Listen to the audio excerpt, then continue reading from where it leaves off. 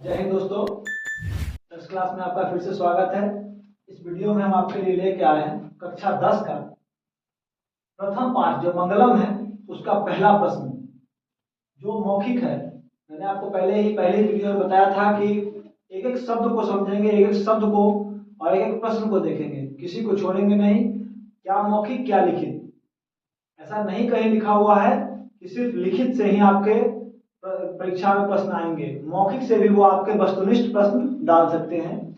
इसलिए मेरा मानना है, बाकी लोगों की नहीं बात करूंगा मैं, लेकिन मेरा मानना है कि मुझे जब हम चैप्टर पढ़े तो एक भी क्वेश्चन हमसे छूटना नहीं चाहिए, एक भी प्रश्न हमारा बाकी नहीं रहना चाहिए। तो इसलिए मैं मौखिक का पहला प्रश्न जो 1 नंबर प्रश्न में दिया है, एक पद में उत्तर बदल, मतलब एक पद में आप उत्तर बोलिए, है ना। एक पद का मतलब एक शब्द। तो इसका हम लोग जो भी प्रश्न है पहला उसको देखते हैं, है ना, समझते हैं, बनाने की कोशिश करते हैं। पहला प्रश्न जो है वो हमारा हिरण्मयेन पात्रेण कस्य मुखम अपिहितम। इसका मतलब ये हुआ कि सोने के पात्र से किसका मुख ढका हुआ है। जैसा कि हम लोग चैप्टर में पढ़ा था कि हिरण्मयेन पात्रेण सत्य मुखम अपिहितम, मतलब सोने के पात्र से सत्य का मुख ढका हुआ है। तो हमें इतना पूरा वाक्य लिखने की जरूरत नहीं है, क्योंकि प्रश्न हमारा ये कह रहा है कि एक पदेन उत्तरम बदल, मतलब एक ही पद में, एक ही शब्द में हमको इसका उत्तर बोलना है।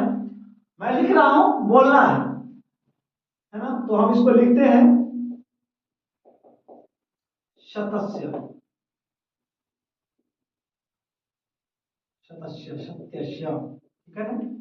आपका पहला प्रश्न कंप्लीट हो गया। दूसरा प्रश्न कह रहा है कि सत्य धर्माय प्राप्त किम अपावृणु, मतलब सत्य धर्म की प्राप्ति के लिए किस चीज को हटाने की जरूरत है। तो किस चीज से ढका हुआ है सत्य का मुख? सोने के पात्र से, मतलब हिरण्मयेन पात्रेण। तो हम लिखेंगे यहाँ पे हिरण्मयेन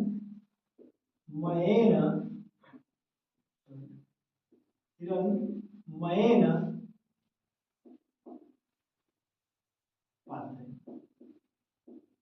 मतलब सोने के पात्र से सत्य का मुख ढका हुआ है जिसको हटाने की जरूरत है।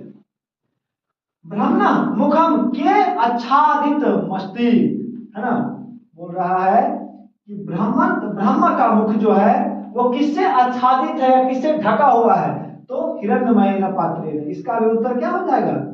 इसका भी आपका उत्तर हो जाएगा हिरण्मयेन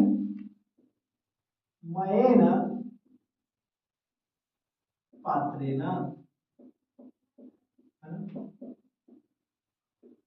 ये हमारा 3 प्रश्न कंप्लीट हो गया। चौथा कह रहा है घ नंबर में कि महतो महियान कह, मतलब महानों से महान कौन है। तो हमने पढ़ा है अभी कि महानों से महान कौन है, तो आत्मा है। महानों से महान कौन है? आत्मा है, ठीक है ना। अगला प्रश्न कर रहा है अंग में अनु अनियान कह, अणु से भी छोटा, सूक्ष्म से सूक्ष्म, छोटे से छोटा कौन है। तो ये कौन है? आत्मा है हमारा, तो लिख देंगे आत्मा। अगला है 6 नंबर कि पृथिव्यादेह महत्व परिमाण युक्तात् पदार्थात् महत्रः कह, है ना, कि पृथिव्यादेह महत्व परिमाण युक्तात् पदार्थात् महत्रः कह, है ना। तो इसको हम चलिए अब हम देखते हैं 6 नंबर कीदृशः पुरुषः निज इंद्रिया प्रसादात् आत्मना महिमामानं पश्यति शोक रहित च भवति, मतलब किस तरह का पुरुष अपने इंद्रियों पे जो है वो कंट्रोल करके या नियंत्रण करके भगवान के प्रसाद को, आत्मा महिमान, मतलब आत्मा की महिमा को जानते हैं और शोक रहित होते हैं, है ना, जिनको किसी भी बात का, संसार का कोई भी शोक नहीं रहता है। तो हम लिखेंगे इसमें विद्वान। जो विद्वान लोग होते हैं वो क्या करते हैं? तो शोक नहीं मनाते हैं, है ना। अगला है ज नंबर में, किम जयम प्राप्नोति, मतलब किसको जय की प्राप्ति होती है, तो हो जाएगा सत्यम, मतलब सत्य को जय की प्राप्ति होती है। अगला है झ नंबर, किम जयम न प्राप्नोति, किसको जय की प्राप्ति नहीं होती है, तो ये हो जाएगा असत्यम, मतलब असत्य को जय की प्राप्ति नहीं होती है। सबसे आपका जो इसका अंतिम क्वेश्चन है, का नाम रूपंच विहाय समुद्रे अस्तम गच्छन्ति, मतलब कौन अपने नाम रूप को छोड़कर और समुद्र में चली जाती है या समुद्र में विलीन हो जाती है, तो हम लिखेंगे नद्या। नद्या क्यों लिखे, नदी क्यों नहीं लिखे, क्योंकि हमारा प्रश्न कह रहा है का, तो इसके हिसाब से हमको इसका रूप लिखना है, इसलिए हमने लिखा नद्या, मतलब नदी अपने रूप को छोड़कर और समुद्र में विलीन हो जाती है। देखिए दूसरा प्रश्न देखते हैं। दूसरा प्रश्न कहता है एतेषां पद्यानां प्रथम चरणम मौखिक रूपेण पूर्यत, कहने का मतलब है कि जो ये हमारा श्लोक हमने पढ़ा उसका जो पद लिखा हुआ है उसका प्रथम चरण को पूरा करना है। तो आप देखे होंगे अंदर पढ़ा है हिरण्मयेन, तो यहाँ लिखा हुआ था पात्रेन, मतलब सोने के पात्र से। का नंबर खत्म। ख में कह रहा है अनोर्नियान, मतलब सूक्ष्म से सूक्ष्म, तो इसमें लिखा हुआ था महतो महियान, महतो महियान, मतलब महानों से महान। ग है सत्यमेव जयते, तो इसका आगे लिखा हुआ था नानिरितम, मतलब सत्य की जीत होती है असत्य की नहीं।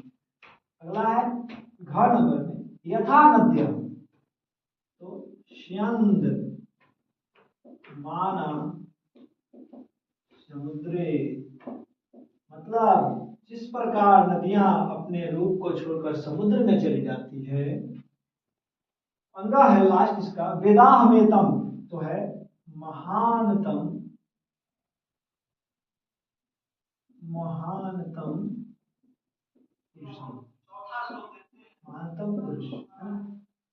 चलिए, तो आपका ये दूसरा क्वेश्चन, दूसरा प्रश्न था वो कंप्लीट हो चुका है। अब हम लोग तीसरा में कह रहा है मौखिक का तीसरा, एतेषां पदानाम अर्थम वदत, ये जो पद हमारा दिया गया है इसका हमें अर्थ बोलना है। बोलना है मतलब हमें लिखना है, क्योंकि आपके परीक्षा में ये आ सकते हैं। तो पहला है अपिहितम, मतलब ढका हुआ, ढका हुआ। दूसरा है सत्य धर्माय, मतलब सत्य धर्म के लिए, सत्य धर्म के लिए, तीसरा है अनोर्नियान, मतलब सूक्ष्म से सूक्ष्म, छोटा से छोटा। आपको जो मन में आता है लिखिए, सूक्ष्म से सूक्ष्म या छोटा से छोटा, आप दोनों में से कुछ भी लिख सकते हैं। तो हम लिख देते हैं यहाँ छोटा से छोटा, छोटा से छोटा।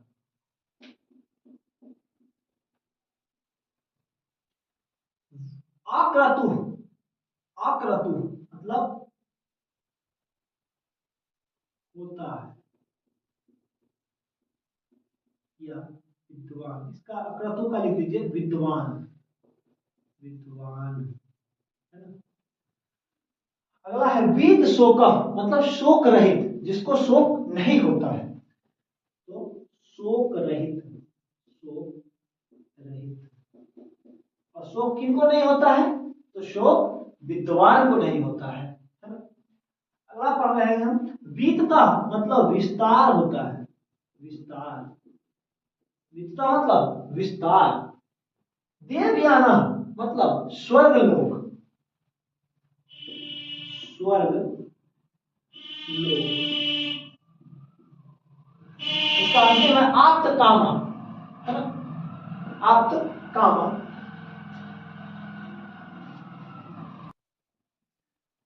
नेक्स्ट अगला है आप्त कामा, मतलब मोक्षार्थी लोग, जिनको मोक्ष की प्राप्ति होती है, मोक्षार्थी लोग। शंतमानम मतलब जाती हुई, जाती हुई, ठीक है। अंतिम है अयनाय, क्या है? अयनाय मतलब प्राप्ति के लिए, अयनाय मतलब प्राप्ति के लिए। तो इस प्रकार से आपका मौखिक जो है वो कंप्लीट हो चुका है। अब हम लोग अगले वीडियो में लिखित को देखेंगे।